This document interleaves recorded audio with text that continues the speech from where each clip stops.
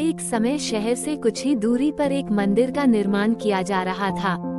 मंदिर में लकड़ी का काम बहुत था, इसलिए लकड़ी चीरने वाले बहुत से मजदूर काम पर लगे हुए थे।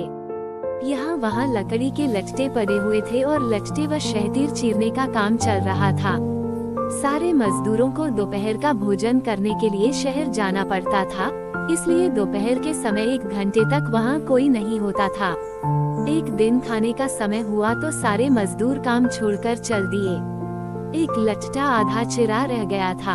आधे चिरे लट्टे में मजदूर लकड़ी का कीला फंसाकर चले गए। ऐसा करने से दोबारा आरी घुसाने में आसानी रहती है। तभी वहाँ बंदरों का एक दल उछलता कूदता आया। उनमें एक शरारती बंदर भी था जो बिना मतलब चीजों से छेड़छाड़ करता रहता था। पंगे लेना उसकी आदत थी। बंदरों के सरदार ने सबको वहाँ पड़ी चीजों से छेड़छाड़ न करने का आदेश दिया। सारे बंदर पेड़ों की ओर चल दिए, पर वह शैतान बंदर सबकी नजर बचाकर पीछे रह गया और लगा रंगेबाजी करने। उसकी नजर अधरे लट्टे पर पड़ी। बस वो उसी पर पिल पड़ा और बीच में अड़ाए गए किले को देखने लगा। फिर उसने पास पड़ी आरी को देखा। उसे उठाकर लकड़ी पर रगड़ने लगा। उससे किर्रर किर्रर की आवाज निकलने लगी तो उसने गुस्से से आरी पटक दी। उन बंदरों की भाषा में किर्रर किर्रर का अर्थ निखट्टू था। वह दोबारा लट्टे के बीच फंसे किले को देखने लगा।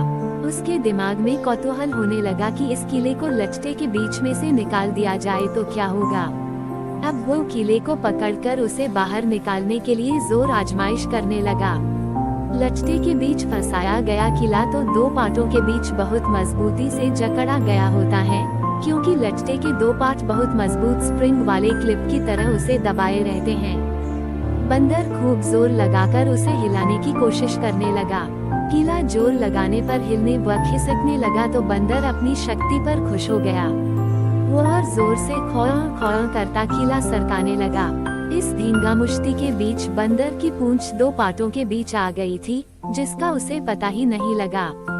उसने उत्साहित होकर एक जोरदार झटका मारा और जैसे ही किला बाहर खींचा, लट्टे के 2 चिरे भाग फटाक से क्लिप की तरह जुड़ गए और बीच में फंस गई बंदर की पूंछ।